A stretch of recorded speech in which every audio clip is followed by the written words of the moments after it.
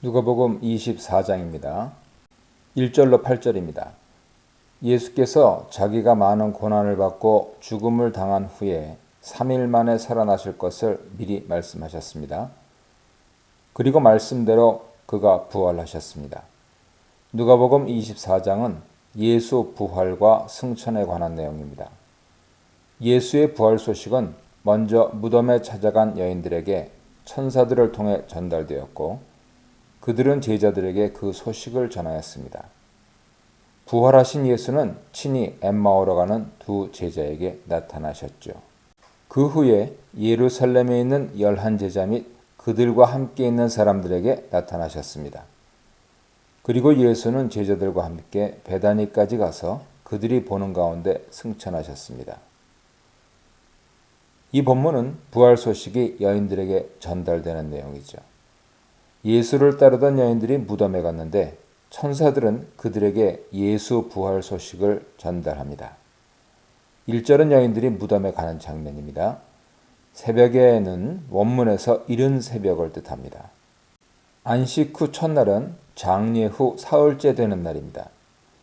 여인들은 예수를 장사한 지 사흘째 되던 날 이른 새벽에 준비한 향료를 가지고 무덤으로 갔습니다. 그들은 갈릴리로부터 예수를 따르던 여인들이죠. 2절은 무덤 입구가 열려있는 모습입니다. 당시 유대인들은 바위에 판 무덤 입구에 돌을 굴릴 수 있는 홈을 파고 원형의 큰 돌을 굴려서 그 입구를 막았습니다.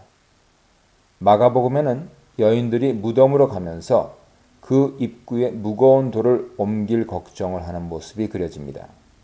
그런데 여인들은 무덤에 도착하자마자 그 입구에 돌이 옮겨져 있는 것을 발견했습니다. 마태복음은 천사가 돌을 굴려 옮겼다고 언급합니다. 3절은 여인들이 무덤 안으로 들어가는 장면입니다. 그들은 무덤 안으로 들어갔는데 예수의 몸을 발견할 수 없었습니다. 4절에 빈 무덤을 본 여인들과 그들 곁에 선 두 사람 모습이 그려집니다. 근심할 때에는 당혹스러워하는 동안에라는 뜻입니다. 찬란한 옷을 입은 두 사람은 천사들을 말합니다. 천사를 뜻하는 두 사람은 앞서 9장 32절 이하에도 나왔죠. 그들은 빈 무덤을 발견하고 어찌할 바를 몰라서 당혹스러워했습니다. 그런데 천사들이 그들 곁에 서 있었습니다. 5절 상반절은 천사들이 두려워하는 여인들에게 말하는 장면입니다. 여인들은 두려워하여 고개를 숙이고 있었습니다. 두려움은 천사 현현에 흔히 나타나는 반응이죠. 5절 하반절로 7절은 천사들이 전하는 메시지입니다. 천사는 그들에게 예수께서 다시 살아나셨다고 말했습니다. 5절 하반절은 천사들의 질문입니다. 산 자의 원문 표현은 현재 분사형으로 살아있는 자를 뜻합니다. 예수 부활을 강조하는 표현이죠. 천사들은 여인들에게 물었습니다. 왜 너희는 살아있는 자를 죽은 자들 가운데서 찾느냐? 6절에서 천사들은 예수 부활을 재차 강조하여 말합니다. 그가 여기 계시지 않고 다시 살아나셨다. 그리고 예수께서 갈릴리에서 저희에게 하신 말씀을 상기시킵니다. 7절은 천사들이 그들에게 상기시킨 예수 메시지죠. 예수께서 그의 고난과 죽음 그리고 부활에 관해 미리 말씀하신 내용입니다. 8절은 천사들의 메시지에 대한 여자들의 반응입니다. 그들은 예수 말씀을 기억했습니다. 여기서 여인들의 반응은 베드로의 회개를 연상시키죠. 베드로가 예수 말씀을 기억하고 회개하였듯이 그들은 예수 말씀을 기억하고 부활을 확신했습니다. 그들은 이후에 제자들과 모든 사람들에게 가서 예수 부활 소식을 전했습니다. 무덤에 찾아간 여인들은 빈 무덤을 발견하였지만 천사들의 말에 예수 말씀을 상기하고 부활을 확신했음을 짐작할 수 있습니다. 예수 그리스도의 부활은 역사적 사실입니다. 그것은 누가의 본문 기록을 통해 확증됩니다. 또한 바울은 예수께서 성경대로 고난을 받고 죽으신 후에 성경대로 사흘 만에 부활하셨다고 강조합니다. 그는 부활의 증인들을 나열하고 예수의 부활은 복음의 핵심이자 믿음의 근거라고 역설합니다. 고린도전서 15장 보세요. 그리고 부활하신 예수를 잠자는 자들의 첫 열매라고 언급합니다. 여기 첫 열매는 공동체적인 대표성 의미를 지니는 것이죠. 따라서 예수 그리스도와 연합하여 한 몸을 이룬 성도들은 그가 부활하셨듯이 반드시 부활할 것입니다. 교회와 성도들은 예수 그리스도의 부활에 참여할 뿐 아니라 그 부활의 증인으로 오늘을 살아가는 사람들입니다. 9절 11절입니다. 천사들로부터 예수 부활 소식을 들은 여인들은 그 소식을 제자들과 다른 사람들에게 전했습니다. 그런데 그들은 여인들의 말을 허무맹랑한 이야기로 받아들이고 믿지 않았습니다. 9절은 여인들이 예수의 부활 소식을 전하는 내용이죠. 본문은 11명인데 11사도를 뜻합니다. 여인들은 두려움과 큰 기쁨으로 무덤을 떠나 사도들에게 달려갔습니다. 그리고 11사도들과 함께 남은 모든 자들에게 예수 부활 소식을 전했습니다. 10절은 여인들의 이름을 언급합니다. 막달라 마리아, 요한나, 야고보의 모친 마리아, 그리고 그녀들과 함께한 나머지 여인들도 부활 소식을 전했습니다. 이 구절에서 여인들의 명단은 마가복음에 언급된 명단과 약간 다릅니다. 마가복음 명단에는 요한나 대신 살로메가 나옵니다. 그리고 나머지 여인들에 대한 언급은 나오지 않습니다. 마태복음은 단지 막달라 마리아와 다른 마리아만 언급합니다. 11절은 여인들의 부활 소식에 대한 제자들의 반응입니다. 허탄한 듯이 들려 하는 것은 허무맹랑한 이야기처럼 여겨져 라는 뜻입니다. 제자들에게 여자들이 전하는 부활 소식이 공허한 이야기처럼 들렸다는 뜻이죠. 그래서 그들은 예수 부활을 믿지 않았습니다. 그들은 부활하신 예수께서 그들에게 나타나셨는데도 믿지 않았습니다. 뒤에 41절 보세요. 여인들의 소식을 들은 제자들의 반응은 천사들의 소식을 들은 여인들의 반응과 매우 대조되죠. 예수는 자신의 고난과 죽음 그리고 부활에 관하여 제자들에게 반복해서 말씀하셨습니다. 그러나 제자들은 깨닫지 못하고 그 말씀하시는 것을 알지 못했습니다. 이제 그들은 여인들을 통해 부활 소식을 들었지만 공허한 이야기로 받아들이고 믿지 않았습니다. 히브리서 저자는 믿음의 본질에 대해 언급하면서 믿음은 바라는 것들의 보증이 된다고 말합니다. 우리는 믿음으로 예수 그리스도의 부활을 받아들이고 그러한 믿음 가운데서 장차 부활할 것을 확신합니다. 이 부활의 소망은 신앙인에게 어떤 시련이 닥칠지라도 흔들리지 않는 믿음의 토대가 됩니다. 12절입니다.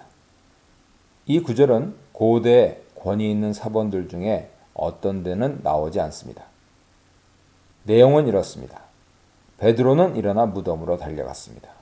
본문은 그가 왜 무덤에 달려갔는지 그 이유를 전혀 언급하지 않습니다. 베드로는 무덤에 가서 몸을 굽히려 그 안을 들여다보았습니다.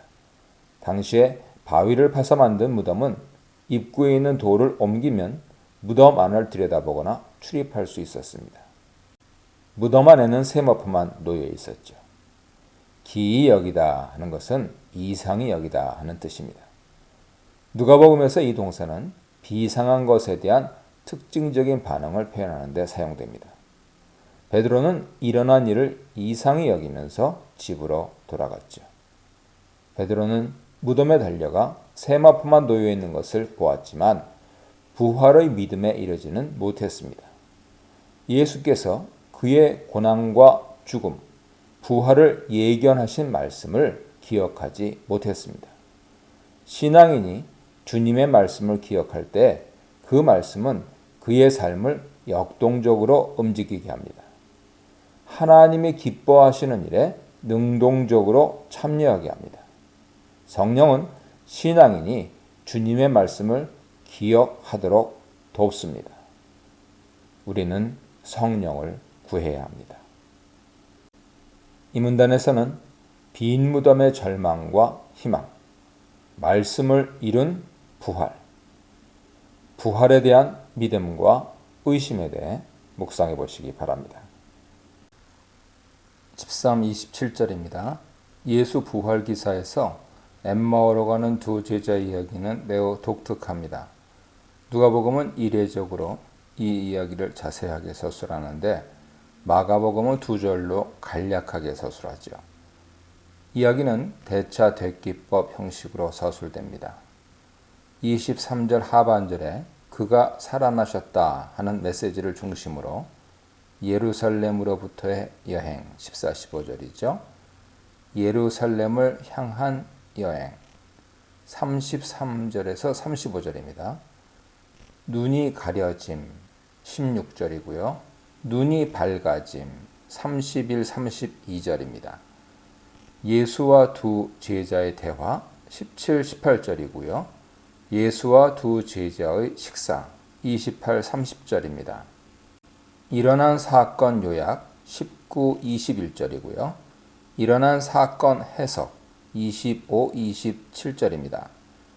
빈 무덤을 목격한 여자들 22, 23 상반절, 빈 무덤을 목격한 제자들 24절이 대차 대기적으로 대조 분석될 수 있습니다. 이런 구조 속에서 예수 부활 메시지는 대단히 강조되죠. 누가는 두 제자 이야기를 통해 부활의 사실성을 더욱 부각시키고 부활의 메시지를 강조하고 있습니다. 본문은 예수께서 엠마오로 가던 두 제자를 만나는 내용입니다.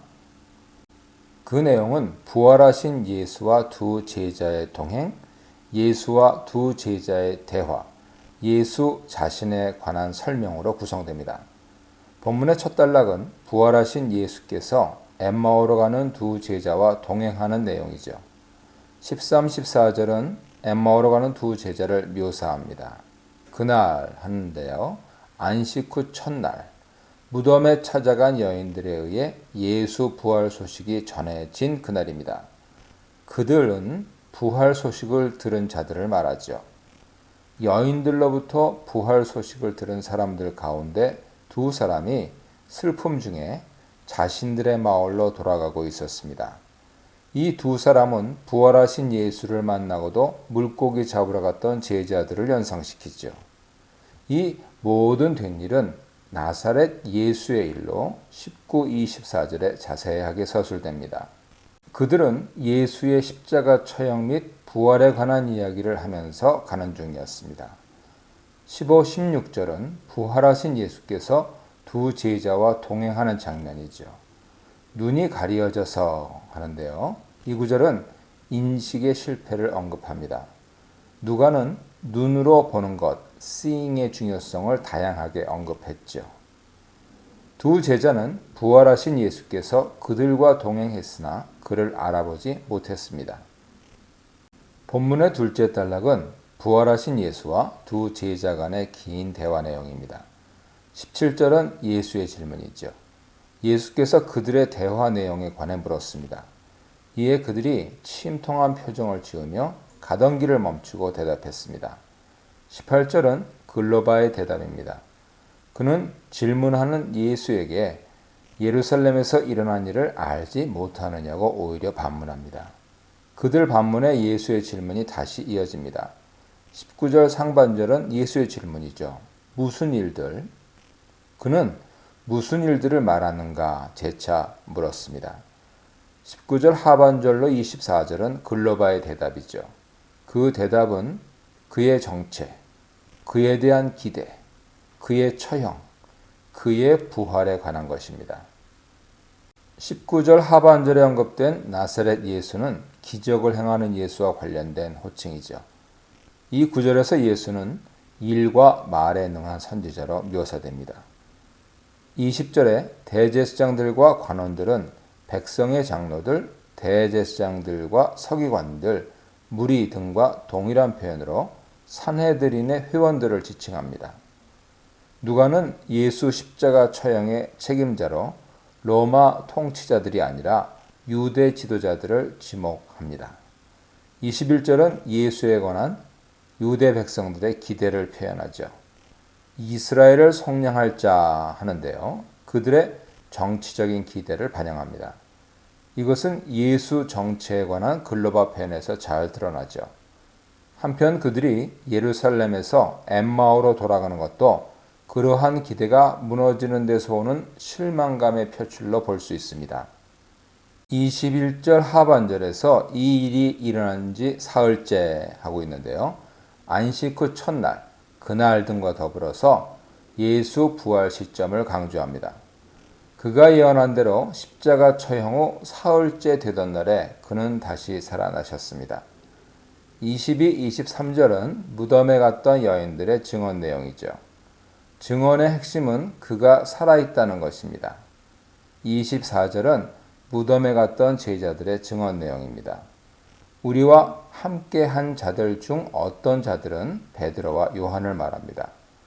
그들은 무덤에 갔던 여인들의 말을 듣고 무덤에 달려가 세마포와 머리를 쌌던 수건을 발견했습니다. 그러나 예수의 몸을 발견하지 못했습니다. 이 구절에서 제자들의 증언은 그들이 그를 보지 못했다 하는 것이죠. 본문 셋째 단락은 예수께서 두 제자에게 자신에 관해 설명하는 내용입니다. 25절에서 예수는 그들의 우둔한 마음을 책망하고 있죠. 예수께서 선지자들의 예언을 믿는 마음이 우둔하고 더딘 그들을 일깨우셨습니다. 26절은 예수 고난과 영광에 대한 언급이죠. 쓰인 동사 대의는 반드시 뭐뭐 해야 한다 하는 뜻으로 필연, 의무를 표현합니다. 예수는 두 제자에게 그리스도가 이러한 고난을 받고 영광에 들어가는 것이 당연하지 않겠느냐 반문하셨습니다. 그의 고난은 그의 영광과 직결된다 하는 것을 강조하죠. 이 구절에 언급된 내용은 24장 44절로 48절에 더욱 구체적으로 서술됩니다. 27절은 예수 설명에 관한 내용이죠.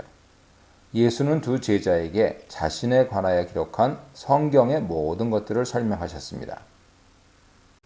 예수께서 엠마오로 가던 두 제자의 우둔하고 더딘 믿음을 일깨우셨습니다. 본문은 주의 말씀에 둔감해진 우리의 믿음을 돌이키게 하죠.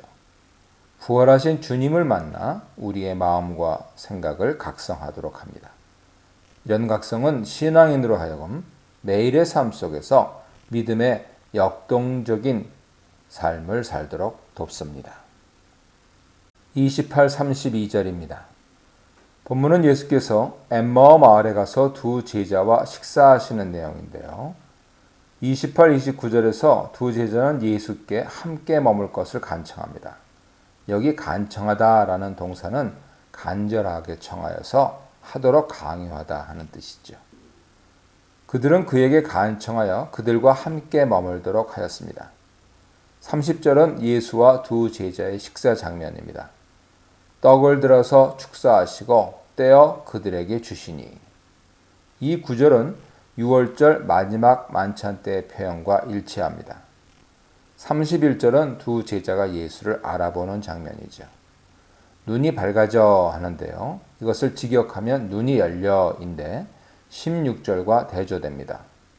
그들은 눈이 열려서 부활하신 예수를 알아보았습니다. 그런데 그가 한순간에 그들로부터 사라져 보이지 않게 되었죠.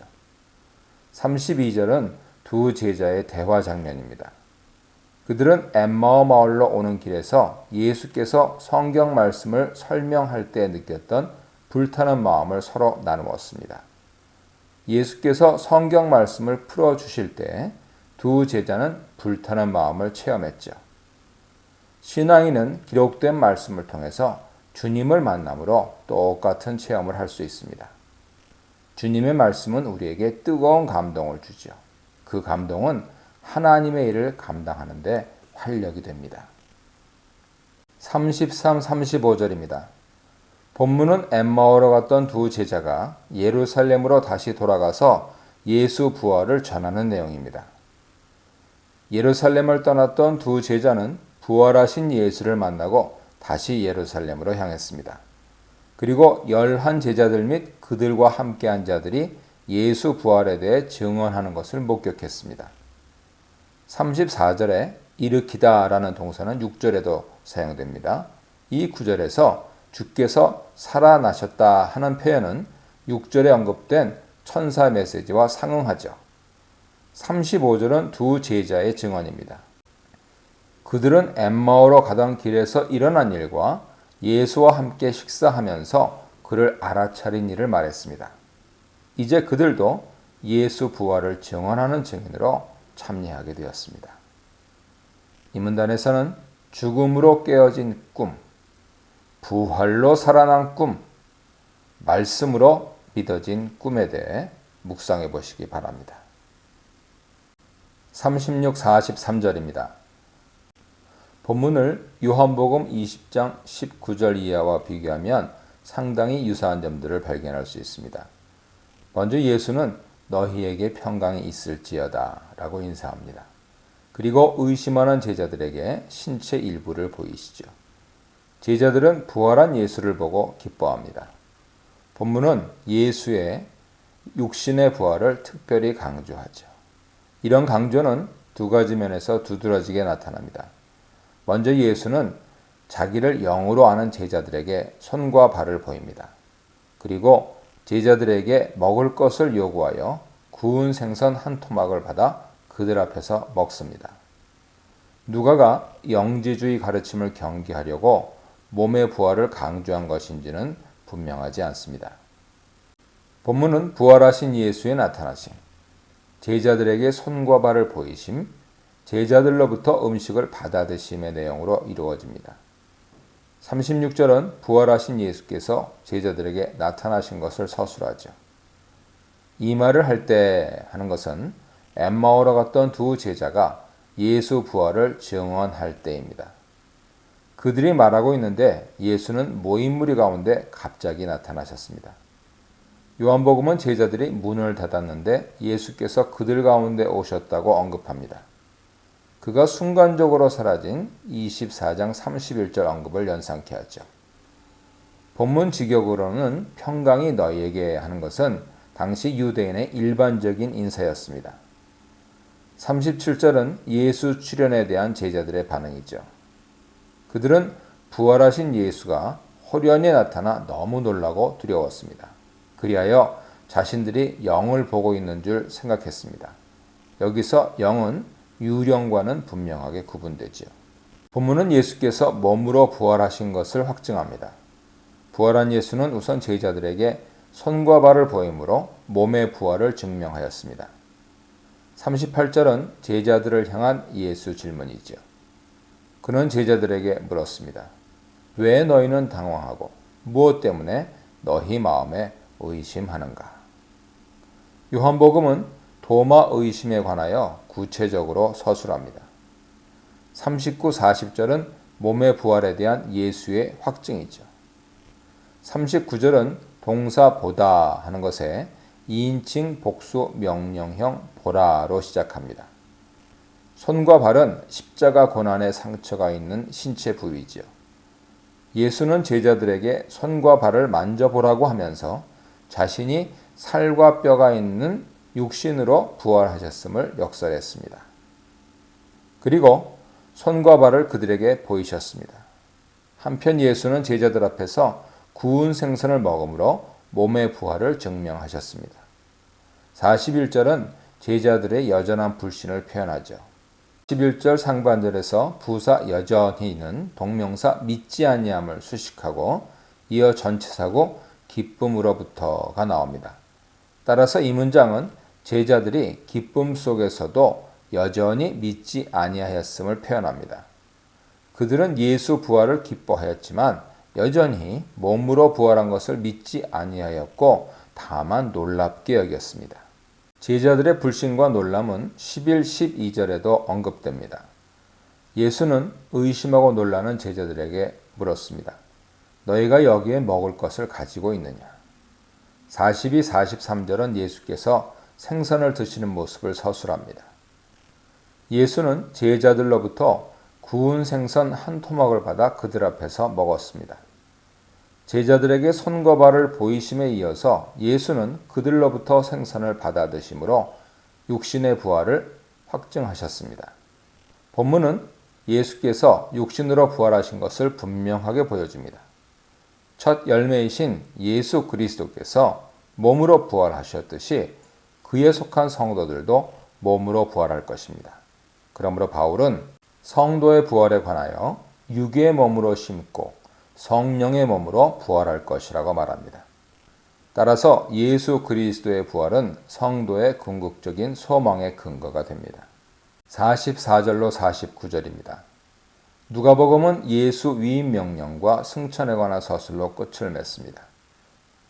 이 끝부분은 사도행전의 서두 부분과 밀접하게 연관되죠. 46절에 예수 고난과 부활에 관한 진술은 사도행전 1장 3절에 재차 언급됩니다. 47절 하반절로 48절에 예루살렘에서부터 시작된 증인 사역에 관한 언급도 사도행전 1장 8절에 반복 나타납니다. 49절에서 예루살렘에 머물라는 예수 명령은 사도행전 1장 4절에 다시 언급됩니다. 50, 51절에 언급된 예수 승천에 관한 서술도 사도행전 1장 9절 11절에 반복 나타납니다. 누가의 위임 명령은 예수 그리스도의 고난, 부활, 죄사함을 받게 하는 회개에 초점을 맞춥니다. 이 주제들은 사도행전에 언급된 대부분의 설교의 중심 메시지죠. 베드로의 설교나 바울의 설교에서 그리스도의 고난과 부활, 죄사함을 얻기 위한 회개는 핵심 메시지로 선포됩니다. 그런데 마태복음 위임 명령은 세례를 주고 제자를 삼아 가르치는 일에 중점을 두죠. 마가복음은 복음을 전하는 일에 초점을 맞춥니다. 예수 위임 명령에 관한 내용입니다. 44절에서 예수는 제자들에게 이전에 한 말을 상기시키시죠. 이 구절은 24장 27절에 언급된 예수 설명과 유사합니다. 45절은 예수께서 제자들의 마음을 열었다고 서술합니다. 예수께서 성경을 깨닫게 하기 위해서 그들의 마음을 열었습니다. 여기서 성경을 깨닫는 것과 마음이 열리는 것은 밀접하게 연관되죠. 이 구절은 24장 32절에 언급된 두 제자의 고백과 상통합니다. 46절은 그리스도의 고난과 부활에 관한 언급입니다.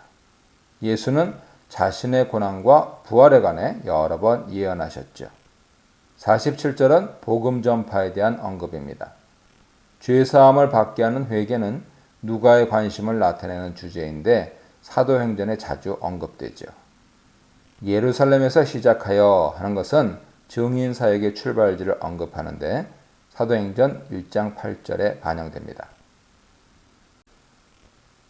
누가는 예수 그리스도의 증인 사역, 즉 복음 전파가 예루살렘으로부터 시작하여 유대와 사마리아를 거쳐 땅끝까지 미칠 것이라고 전망하였습니다.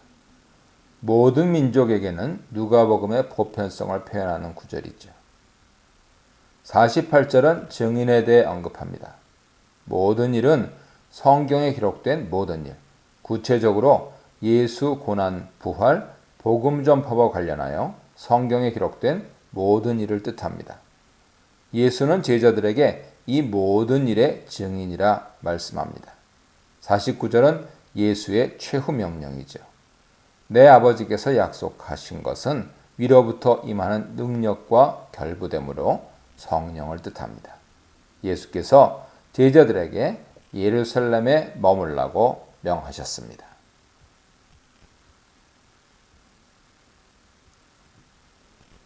50, 53절입니다. 누가복음은 예수 승천 기사로 끝을 맺습니다. 누가는 유일하게 예수 승천 사건을 언급하는데 사도행전 1장 9절로 11절에 다시 서술하죠. 본문은 예수의 승천과 승천 후에 성전에 모인 제자들에 관한 내용입니다. 50절은 예수께서 제자들을 축복하시는 장면인데요. 제자들을 데리고 베다니 앞까지 나가서 그들을 축복하셨습니다.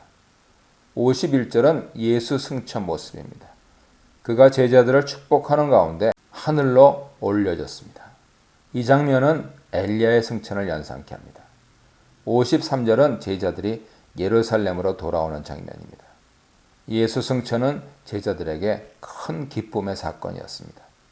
그에게 경배하고 라는 구절은 일부 사본에는 나오지 않는데요. 54절은 성전에서 하나님을 찬송하는 제자들을 서술합니다. 그들은 예루살렘에 머물라는 말씀에 따라서 성전을 떠나지 않고 하나님을 찬양했습니다. 누가복음은 성전에서 시작하고 성전에서 마칩니다. 이 문단에서는 평강을 주는 부활, 겁쟁이를 증인으로 바꾸는 부활, 사명을 준 부활에 대해 묵상해 보시기 바랍니다.